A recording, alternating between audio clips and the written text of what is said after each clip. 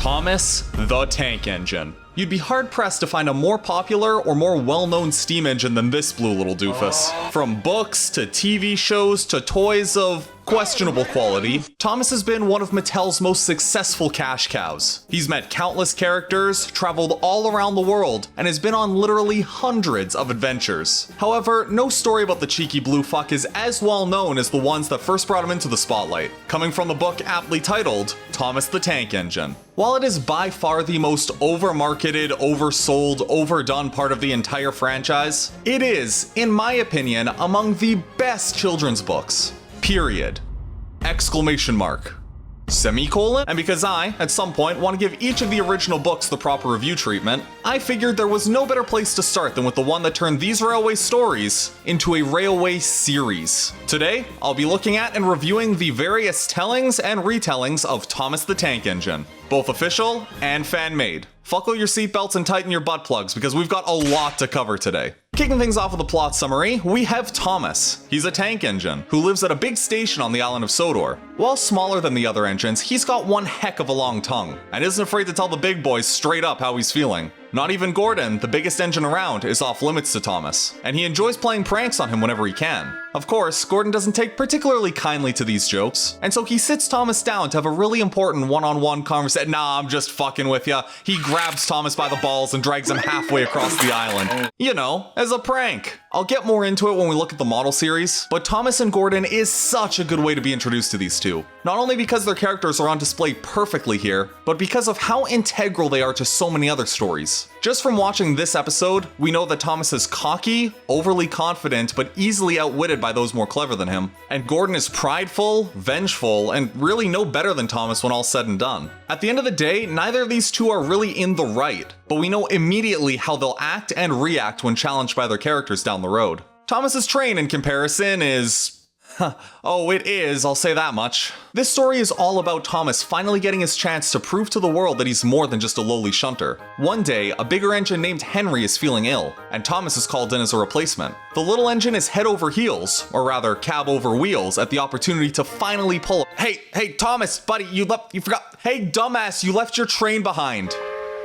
This story is a little less good than the last one, but only if you stop to think about it for too long, which you could argue being a flaw for any story. But still, Thomas pushes and pulls coaches as his day job. I get that he was blinded by adrenaline, or maybe was just high on crack, I don't know. But shouldn't he have at least felt that he wasn't pulling anything? I mean, his crew not realizing I can understand, but he really didn't feel the lack of weight on his coupling. Keep in mind, I'm speaking as someone who actually likes this story and recognizes it more of a silly episode than anything else, and when viewed through that lens, it's not nearly as bad. It helps to demonstrate that while capable, Thomas isn't the sharpest head on the dick, and that does have its merits. Heck, you could even argue that the engines can't feel anything on their couplings. It's never said one way or the other, so hey, put that in your pipe and smoke it.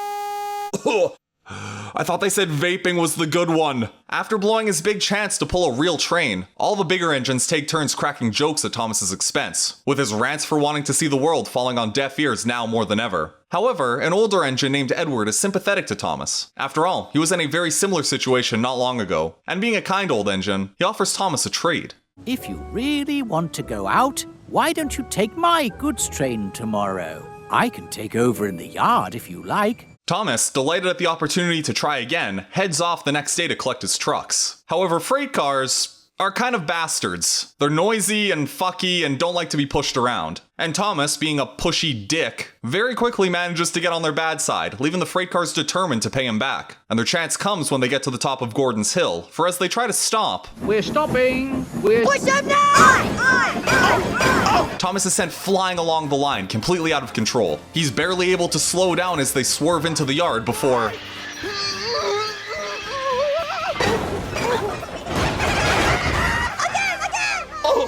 stopping safely, albeit just barely, at the buffers. However, just when Thomas thinks he's in the clear, a familiar voice calls out to him. It's Sir Topham Hatt, and he's not impressed at what he's seeing. Thomas tries to explain himself, but the Fat Controller sees right away that Thomas is nowhere near experienced enough to be pulling these types of trains on his own. He's got a lot of learning to do. This is where we come to our final story, Thomas and the Breakdown Train. After weeks of shunting around the yard, Thomas has finally got to grips with how to handle freight cars, having learned that he's not as clever as he first thought. While going about his work, he comes across a line of strange-looking cars that his driver warns him never to touch. That's the breakdown train, Thomas, and when there's an accident, the workmen get into the coach and the engine takes them quickly to help the hurt people. The cranes are for lifting heavy things like engines and coaches and trucks. A few days later, Thomas is interrupted by the sound of someone screaming fit to burst. A new engine, one called James, is in trouble. He storms through the yard, pushed onward by his long, heavy train, and disappears around the bend. Thomas, knowing all too well how James must be feeling, wishes he could pay back the silly freight cars. And as is the case on Sodor, he gets his chance sooner than expected.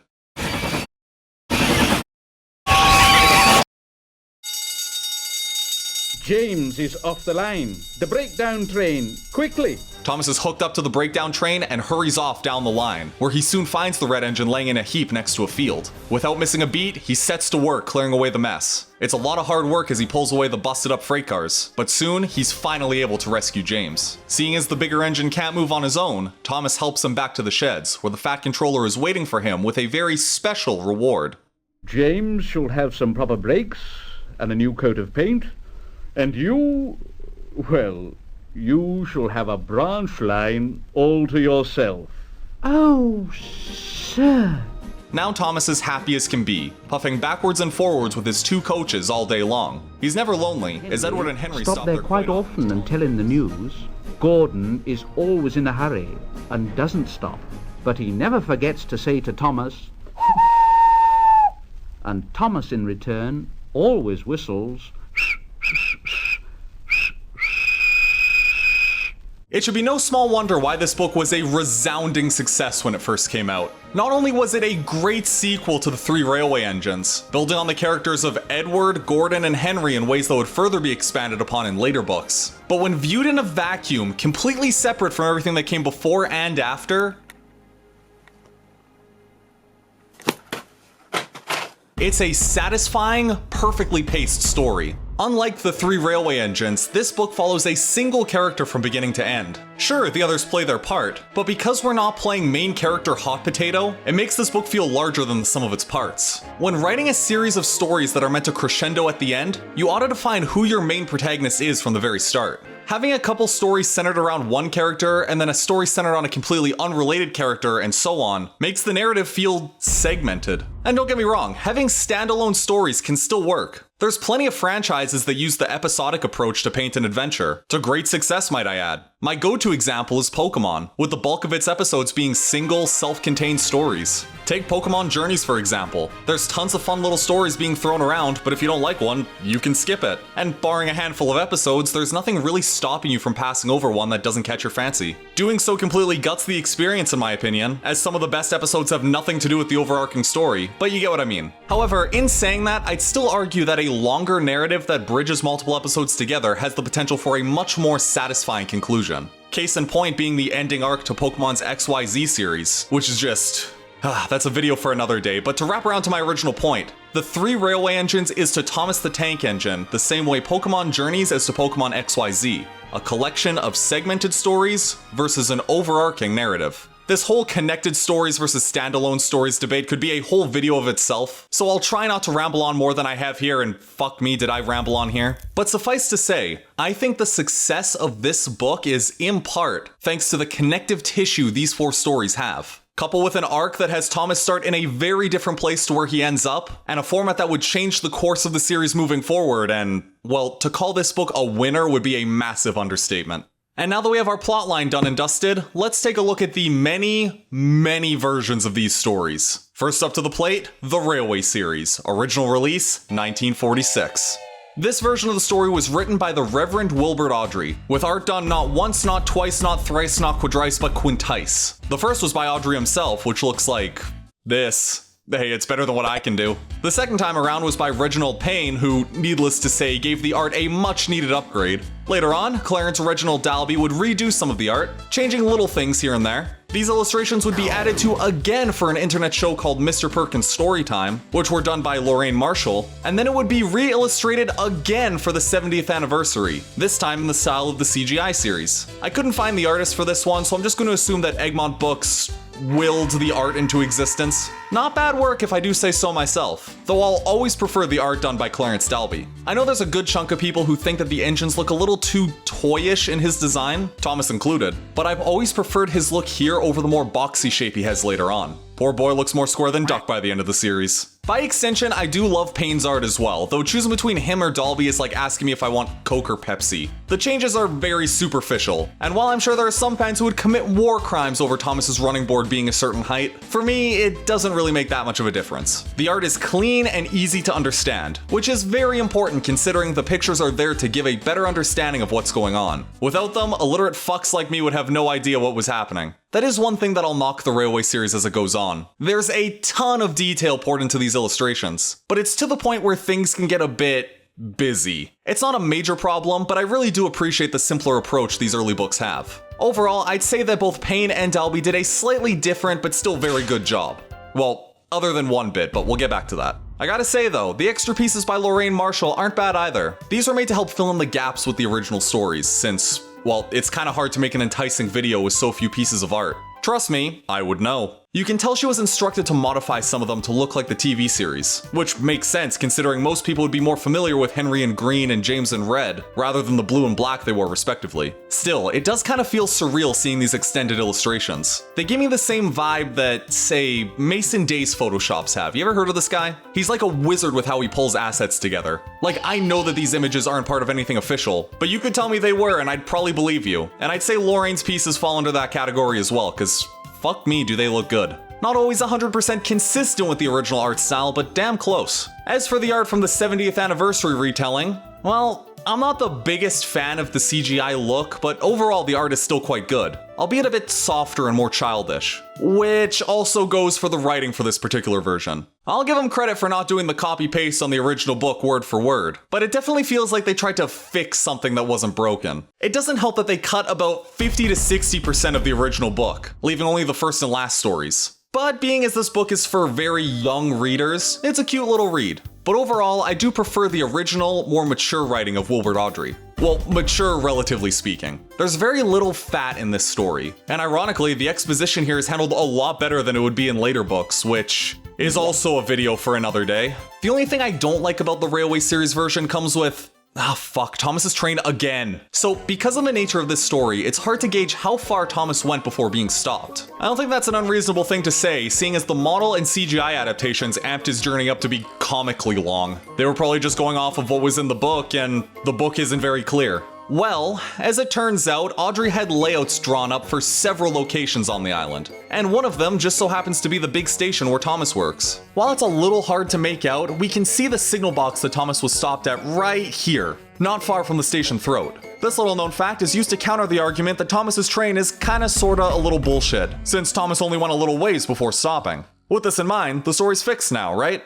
Well, no, not in my opinion anyways, because even if you want to argue that Thomas was just in the zone and only went a little ways, literally nobody reading this book casually is ever going to know that. If you pick up a copy of this book right now, you will not find a single fucking thing saying that Thomas stopped here inside this story or any other, because this map isn't included in the original book. It, like many other out-of-bounds details in the series, was added after the fact to pave over any cracks in the seams. And this is not good storytelling. Heck, it's not even good world building. This is like that shit that J.K. Rowling was doing with the Harry Potter books way back when. And it especially busts my balls because had the story been written just a little differently, I'd have way fewer problems with it. Sure, the obvious fix would be to outright say that he's only a stone's throw away from the station, or better yet, showing as much in the illustration. It didn't stop them from doing it in Mavis, and I think that works perfectly fine. But I think a better way to handle it would be saying less. Don't tell the audience that Thomas is left without his train. Just let that detail simmer until he gets to the signal, and then have him look back to see his coaches are still at the platform. Sure, we don't get that dramatic irony that Thomas is left without his coaches, but I think this works much better as a punchline. And it doesn't require someone to look over my shoulder and say, well, actually, because I fucking hate that shit. The last thing I want to talk about regarding the Railway series is the narration done by Johnny Morris. And my gosh, do I love Johnny Morris's narration. You can thank Scrapyard Studios for introducing me to this guy, but he knocks it out of the park. Nice car. He's incredibly theatrical and really manages to turn a mere children's book into a one-man radio drama. The train went faster and faster. Too fast for Thomas. He wanted to stop, but he couldn't. Stop! Stop! I can't keep up. You're going too fast. Gordon laughed.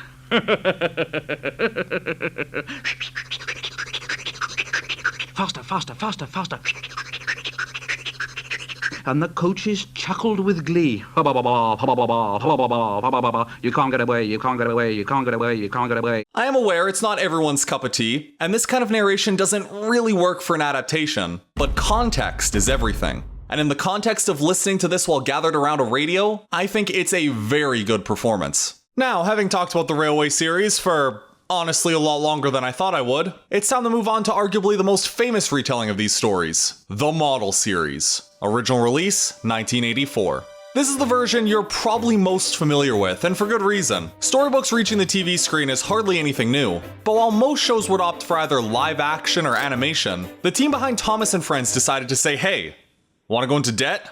Hell yeah, brother. And so, they decided to film the entire show using models on a miniature railway. And needless to say, it went over very well. The model style became synonymous with the series, and was a major hit both nationally and internationally. It is impossible to describe how much work went into making these sets, but the effort certainly paid off. These look like places you can actually go and visit, and I distinctly remember always wondering what was off over the horizon, beyond the railway. Many years later, I'd find the answer was nothing good, but that's besides the point. However, sets are only one piece of the puzzle. The main attraction was, and always will be, the models. And my gosh, the models are something else. Some may call them creepy, and there's certainly enough smooth brains online who will jump on that bandwagon if it means going viral. Here's the truth behind fentanyl. But in my opinion, these models are wonderful. The characters are translated to the screen in such a way that almost makes it feel like they were plucked right out of the illustrations, as if the pictures had come to life. It's not always a perfect one-to-one translation, but it certainly hits more times than it misses.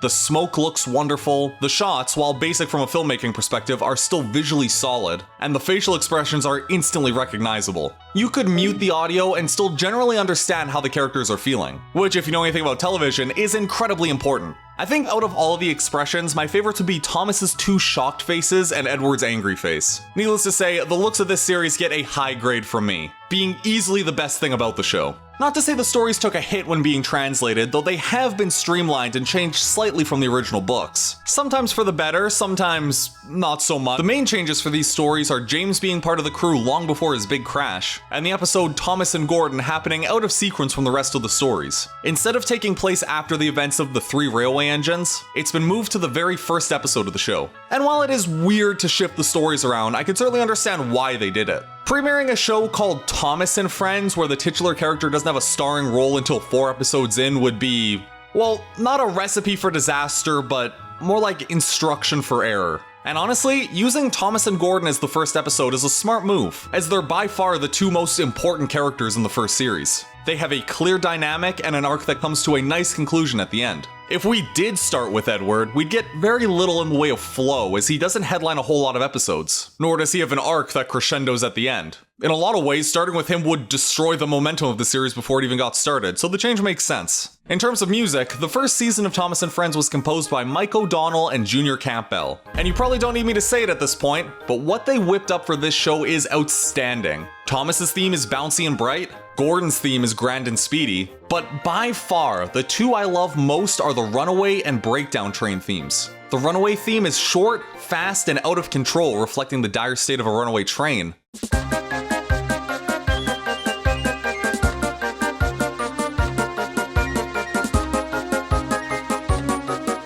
While the breakdown theme is very slow and meticulous, which works wonderfully for the cleanup that comes with re-railing a broken down engine.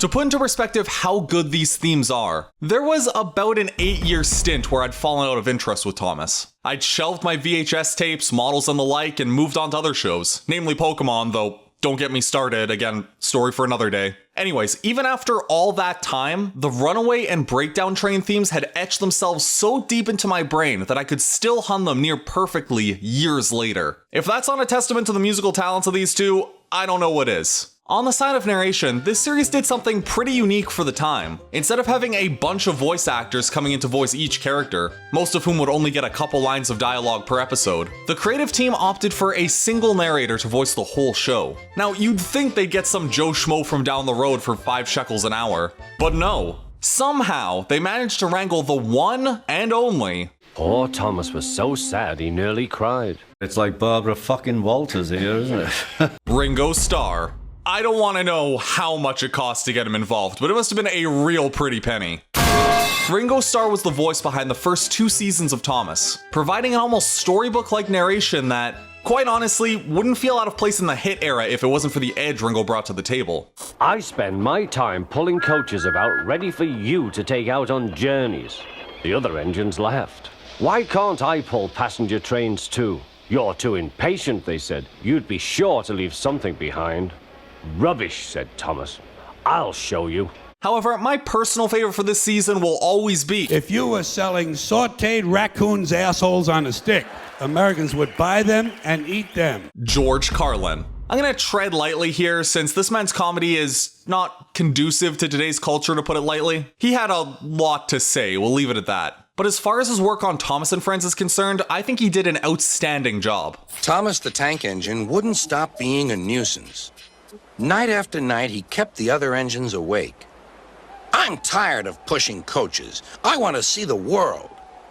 The other engines didn't take much notice, for Thomas was a little engine with a long tongue. Better, worse, it doesn't really matter. It's entirely subjective on who you prefer. But I think they both have their positives and negatives. There's also a plethora of international voice acting for the show, the most well-known of which being the Japanese dub, which gives a very different vibe, to say the least. They got some big-name voices on there too, like Ketsuji Mori, who's done work for both Dragon Ball Z and JoJo's Bizarre Adventure. Now he's voicing James, and I think he sounds great.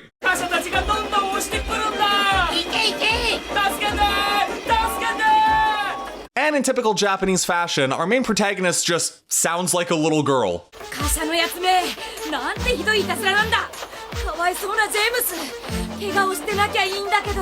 I don't know why this is so common in Japan, but hey, it kind of fits, so I'll take it. Really, I suggest watching the Japanese dub just for novelty's sake, since besides that, the differing language doesn't add much in the way of story. Not that I can tell anyway, because I couldn't find subtitles to go along with it. It's still fun though, and at the end of the day, that's all I need. So, with how much I've been singing this show's praises, it's safe to say that this is the perfect version of these stories, right?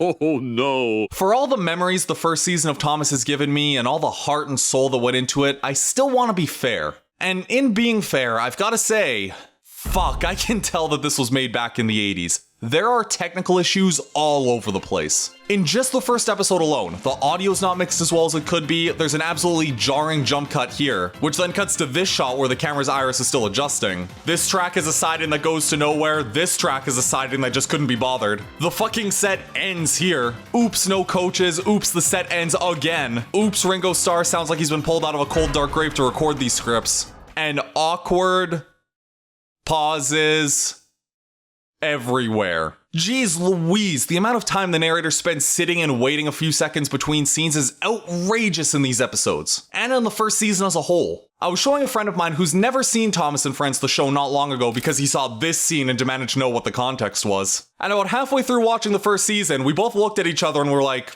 fuck, there's a lot of dead air here. There's not a doubt in my mind that this was done to pad to the 4:30 runtime, and it wouldn't be bad if they actually filled that empty space with something worth a shit, or, I don't know, just let the episode be a little bit shorter. Oh, but then it wouldn't fit into its block and shining time. Well, boo fucking who? That sounds like someone else's problem, doesn't it? It's actually kind of funny to me, considering people always complain about YouTubers dragging out their videos to a certain length for the sake of ad revenue. Either rambling on for too long, or doing stupid dance breaks, or filling the video with unrelated shit. but Thomas the fucking Tank Engine was the king of squeezing every drop of content it could from an episode. And this isn't me needing to be constantly stimulated with something moving on screen. You can have downtime in an episode, there's no problem with that. But something has to be happening. Something more than the audience waiting for Thomas to exit stage left at the very least. Because otherwise you've just got a lot of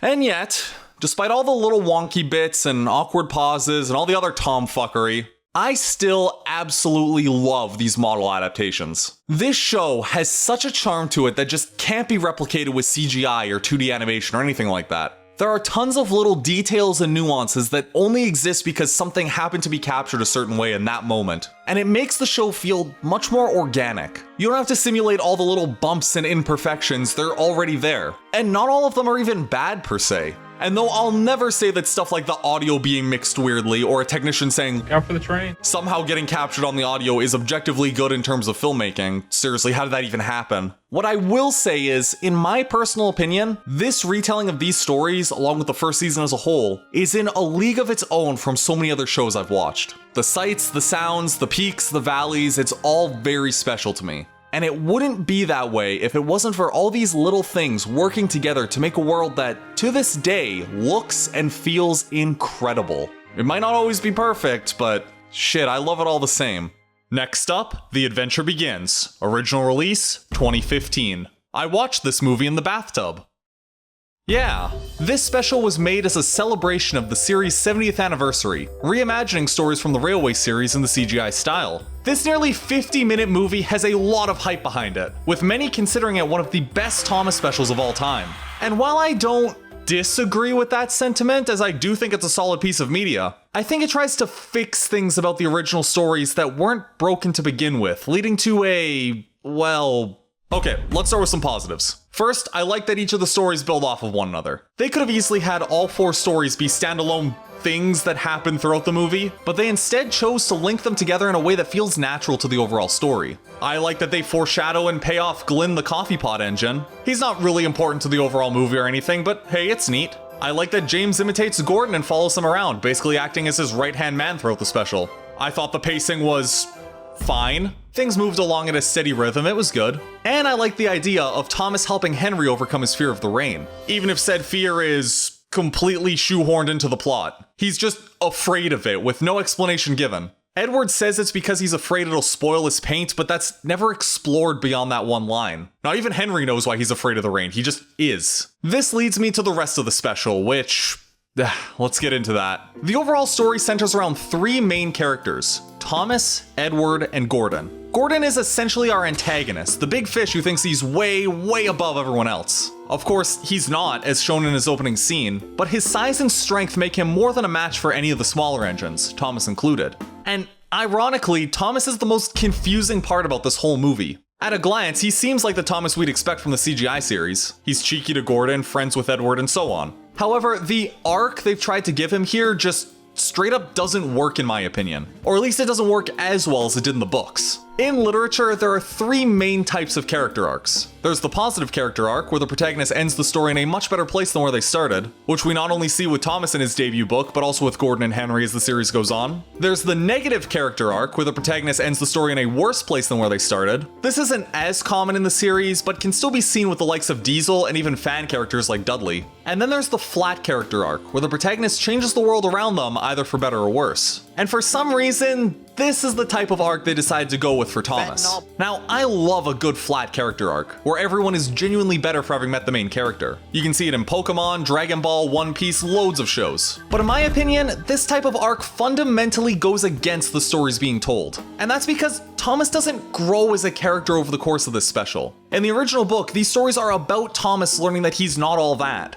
he's got a lot to learn if he wants to get out of the yard, and how he ultimately overcomes his own shortcomings to make that happen. But in The Adventure Begins, yes, he does technically end up in a better place than where he started, getting his branch line and all, but he doesn't mature in any meaningful way. And the development he does get is entirely superficial as far as I'm concerned. You're telling me he used to work on the mainland, came to Sodor, and then suddenly forgot everything he learned about shunting in the yard? They spend so much time focusing on Thomas dragging his proverbial knuckles around, it's absurd. And to make things worse, because Thomas has no real flaws other than being a clumsy oaf, it has a knock-on effect with the other characters. Since his character starts so soft, it comes out of nowhere when he's rude to Gordon for no reason, especially when he's hardly worked hard as it is, which in turn makes Gordon look way more of an ass for dragging Thomas halfway across the island. Like, yeah, it was a dick move in the original story, but it never painted one character as good and the other as bad. It was a very gray story, where Gordon gets the upper hand thanks to being a physically superior engine. He shows that he's not another bitch for Thomas to push around, and it leads to the end part where Thomas and Gordon whistle to each other feeling earned.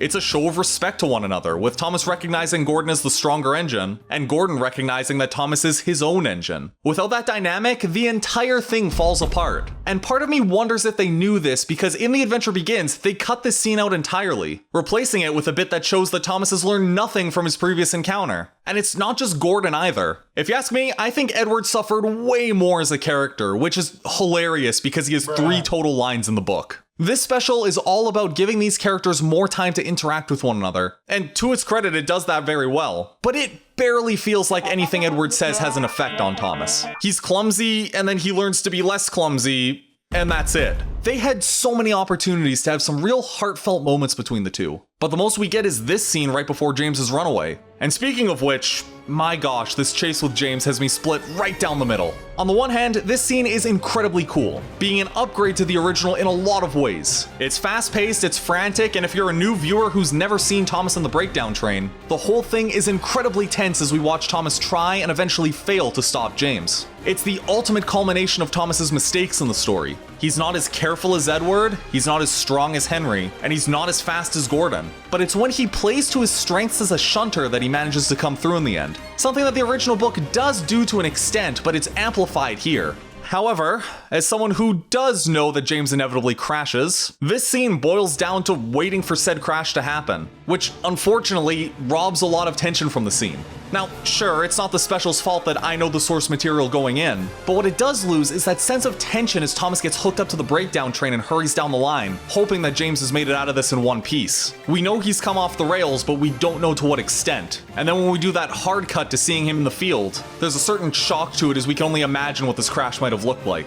With this version, we don't have to imagine what the crash looked like, but if you know that it's going to happen, which most people watching I imagine did, it makes this whole chase seem superfluous, especially considering that Thomas doesn't even manage to slow down James to prevent a worse crash. And while I don't want to rub salt in the wound with this chase sequence, I gotta say, the way this plays out doesn't make a lick of sense to me. Thomas is able to get right up beside James without a problem, after starting from a standstill no less. So why can't he keep up when he tries to slow James down? Like, I get that he hits a tree branch and that slows him down for a second, but I don't know if you realized, he's a fucking steam engine. The dude is built Tonka tough, he shouldn't be getting slowed down by a Mario Kart banana peel. And then, after James has crashed, they skip over most of the recovery operation, which was like the meat of the original story. There's no sense of, oh geez, how are we gonna fix this? It's more like, oh, you fell off the track, don't worry bro, I got you.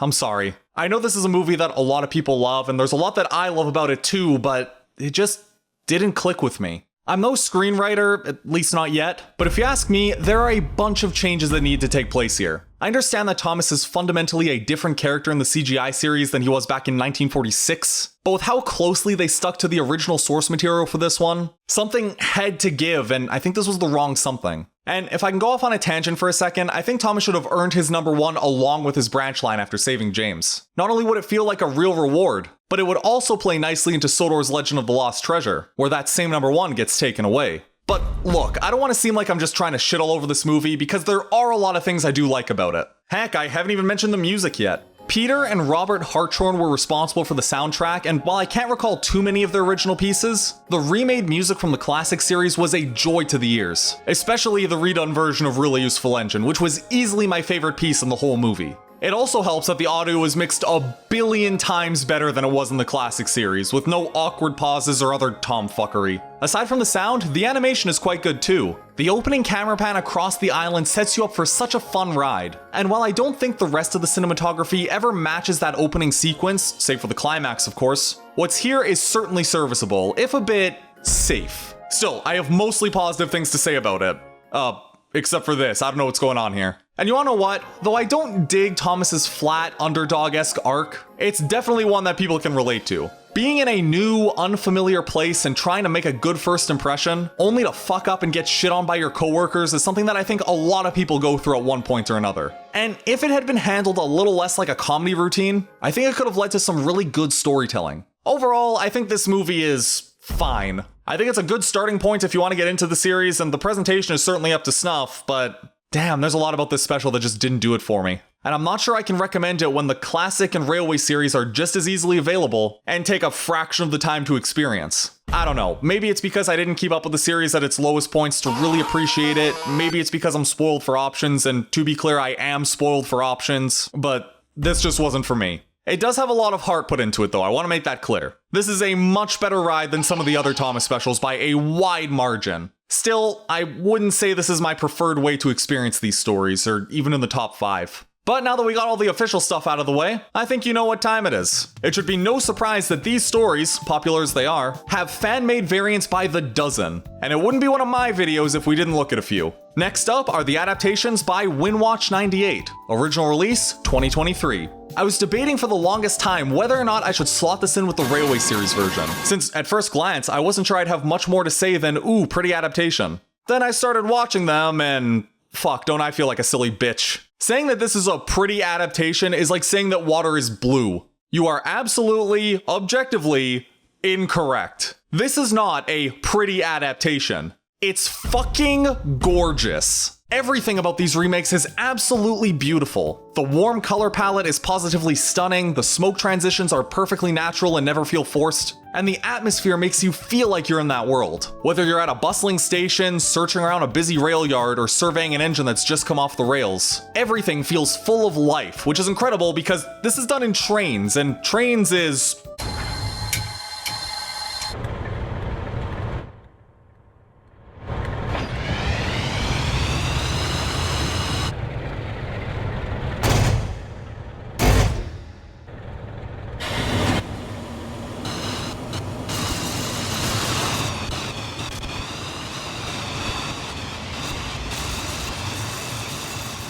well, it's a model railroad simulator, not Blender. It's not made to do stuff like this, which is why I'm always so impressed when people manage to come out of nowhere and prove that sentiment wrong. This is easily close to the top of my totem pole when it comes to remakes. I've seen very few projects with the same level of cinematography as what Windatch has shown here. And while some of it borders on being self-indulgent, fuck, who am I to get on someone's ass for that? If it wasn't obvious, self-indulgence is the name of the game here. There's tons of little tricks sprinkled in to make everything feel more than stationary figures on a train set. One of the most effective being the camera panning across a group of people to give that sense of motion where there otherwise wouldn't be. I've seen this done by a few other creators, most notably Victor Tanzig, but it's definitely pushed to its creative limit here. Practical filming techniques aside, there's a number of impressive technical effects that I'd like to go over. First and foremost being the narration. Johnny Morris's narration is used in this story, and as you may recall, I said that his theatrical style was good for a radio show, but was difficult to make work in an adaptation. And while that is true, what I didn't mention is that to do so effectively, you'd have to get drastic in the editing phase to make it work.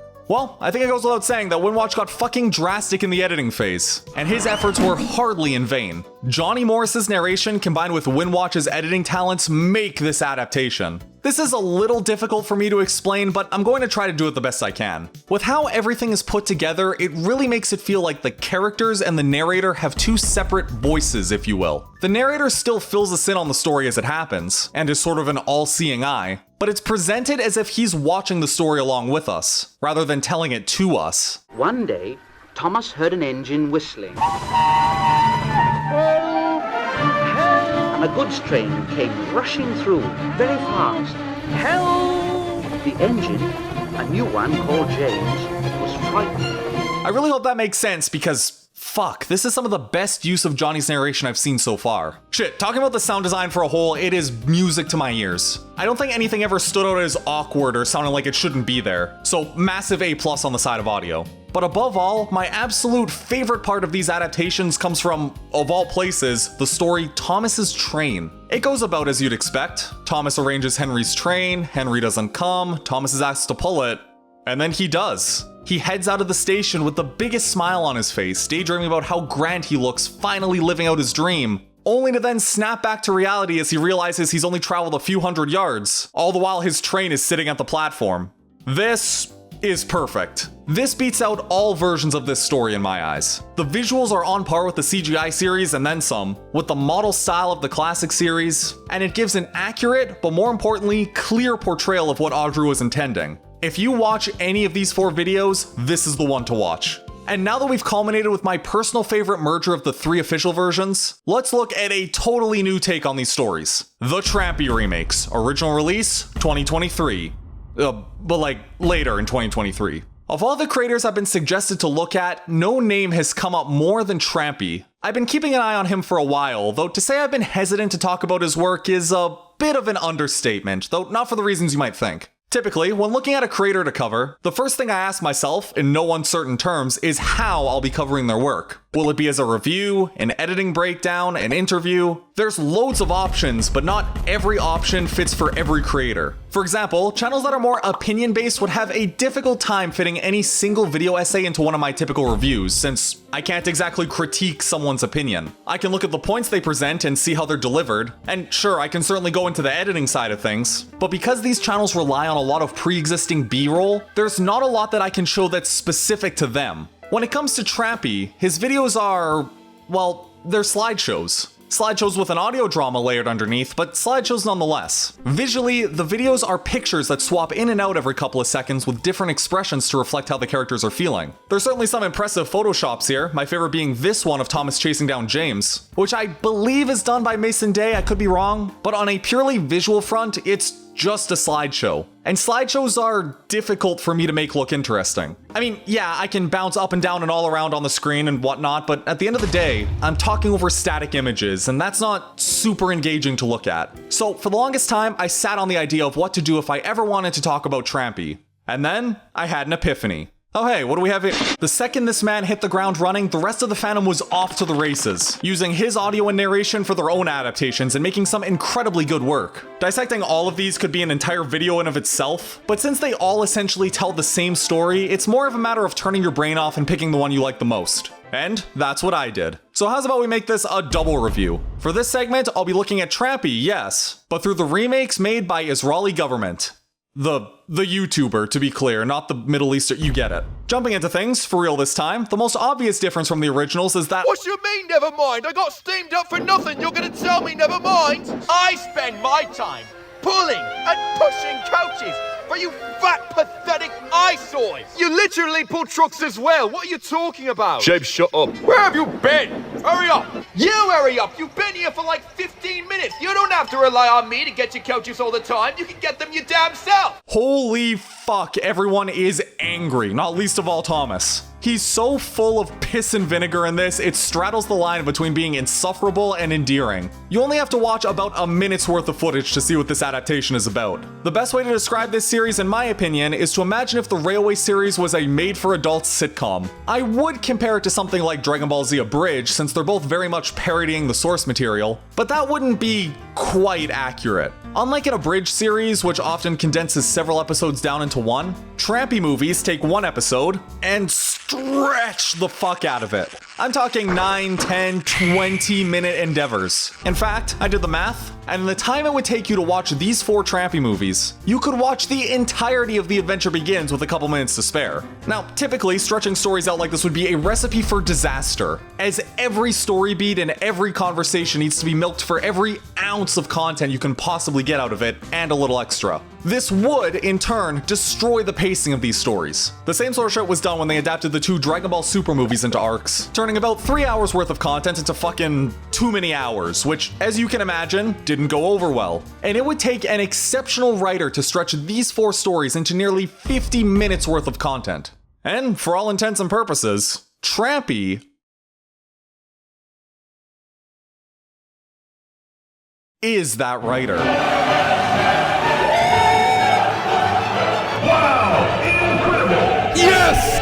All the characters are funny, have well-defined personalities, and best of all, don't devolve into a single trait. There's actually a lot of nuance with how they speak and what they say. Gordon's a pompous asshole, yeah, but he does genuinely want to see Thomas succeed. James thinks the world of himself, but is also actually friendly towards Thomas. Sometimes. Whoop-de-doo, hotshot. You think you're better than me? I've delivered more goods trains than you ever have in your life. All right, James, calm down. I was just teasing you. No, Thomas, no, it's okay. I'm all right. I'm calm. Don't make it personal, you know. I was just congratulating you. Well, that was pretty aggressive congratulating, James. I'm not aggressive, you are! Shut up! Stop talking to me! And what he did with Edward, my gosh, what an improvement. In the Railway series, Edward had one, maybe two lines, and any other interaction with Thomas is either told to us through the narrator or subtext. And even in The Adventure Begins, we very seldom get to see these two interact beyond Edward telling Thomas things. But here, because Thomas is already a capable shunter, and his flaws are based more on his cocky attitude and short temper, it feels much more earned when Edward begins to break down those walls and helps Thomas change for the better. In short, Thomas needs to be who he is at the start of the series, not only for his eventual victory to feel special, but also to boost the other characters around him. Otherwise, you end up with the watered down Thomas we had in The Adventure Begins, where him getting his branch line feels lesser because the writers had no reason to make him grow as a character. And it's not that you can't have Thomas become the softer, sweeter person he eventually turns into in the CGI series. Some of my favorite episodes are about Thomas being a generally good guy. But he can't start there, at least not without making some substantial changes to the story. And this reimagining shows how important Thomas's cantankerous attitude is to the rest of his arc actually working. It also helps that it's actually explained that despite being here to help build the railway, Thomas has been left behind as far as the workload is concerned. The trains are bigger, and thus, he needs to be more careful. It all leads up to a climax where James, thinking that Thomas could replace him now that he has some experience under his belt, puts himself in the same runaway situation that Thomas was in, with Thomas storming off to try and do anything he can to save the Red Engine. And unlike in The Adventure Begins, Thomas actually manages to make a difference here. Sure, he doesn't stop James, but he manages to slow him down just enough to keep the crash from being fatal. And at the end, the two share a very sweet moment as James is put back on the rails. Thank you for saving me, though. I really do appreciate it. I'm surprised you're bothered after I've been so rude to you. Well, I mean, come on now. You really think I would let those trucks put a splendid red engine like you out of commission so soon? No, yeah, that wouldn't be good now, would it? No, it wouldn't. Come on now. There's only two real things I dislike about Trampy's take on these stories. First is James's runaway, where he tells Thomas that he lost his crew on the hill, which we just don't see. It's small, but I think it should have either been shown or cut away just before James loses control. And second, there are a couple times where Trampy's dialogue is just a bit, not verbose, but oddly worded. Though if it wasn't for Thomas jumping in and attempting to stop the train, the accident could have been worse. Possibly put James out of commission earlier than intended. There's just something that sounds off about that line, like it's saying more than it needs to. Hey, editing play don't pause here. You might know me as the guy who makes the video. I've been thinking about this for a little bit, and I think I know what I'm trying to get at here. You ever heard of insurance fraud? But then again, this only ever comes up once in a while, so it's a pretty low tier issue. It doesn't detract from the overall viewing experience, but it is something I noticed. And as for the work done by Israeli government, to put it bluntly, this adaptation fucks. Like, it won't just take your girl, it'll invite itself into a polyamorous relationship and teach you how to be a better partner. I love the hazy summertime aesthetic here. Everything is just slightly washed out, but not enough to make the picture look bad. And the cinematography overall is very creative. You've got your tracking shots, you've got your mask transitions, there's even a couple angles from below the sleepers, which is cool, but fuck, that cameraman better be getting paid extra for that shit. Dude's getting dragged through solid ballast. I did notice a few odd jump cuts in the first of these adaptations, tricked, but as I went along, I saw that those little errors were corrected, so props for that. Also props for the fucking SpongeBob music, it's strangely fitting, as are the other songs. I'd play them for you, but I don't doubt that YouTube would put me in a headlock if so much as a single note squeaks through, so just go listen to them for yourself. And then go buy a Green Day album. And wouldn't you know it, the Madman also fixed Thomas's train, which just makes me smile. Overall, both these creators have done some absolutely incredible work, easily on par with everything we've looked at today.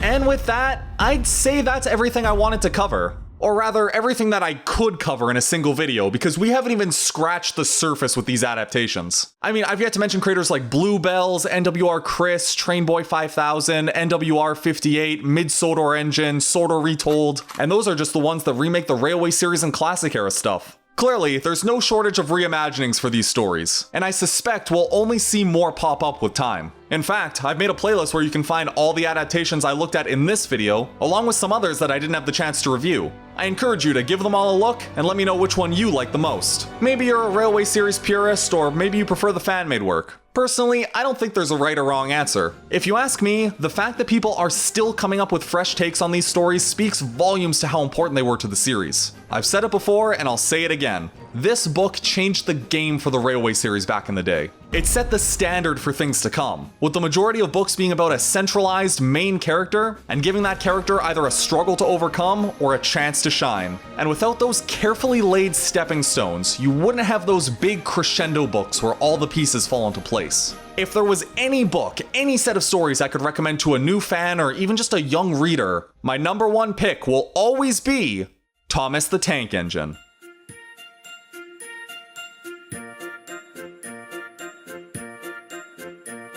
He's a really useful engine, you know. All the other engines, they'll tell you so. He huffs and puffs and whistles, rushing to and fro. He's a really useful engine we adore. He's the one, he's the one. He's a really useful engine that we adore. He's the one, he's the number one. Thomas the Tank Engine.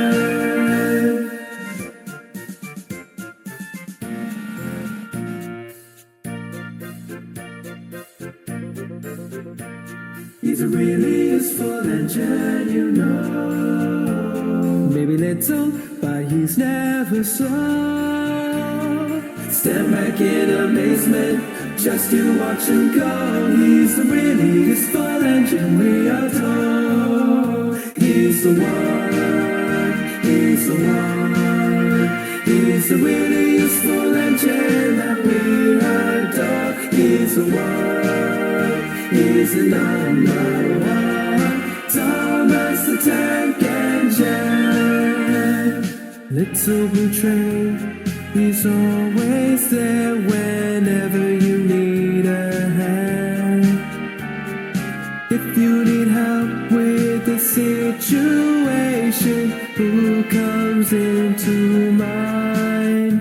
He's the one, he's the one. He's a really useful engine that we adore. He's the one, he's the number one. Thomas the Tank Engine.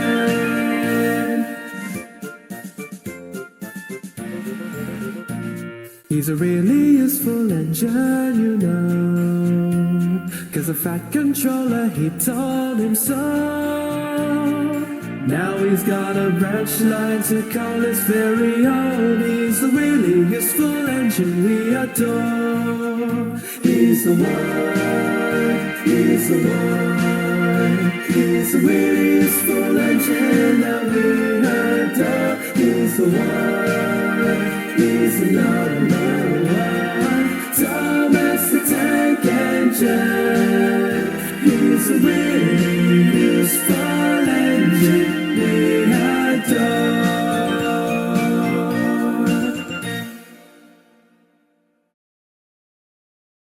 And it's not that you can't have Thomas become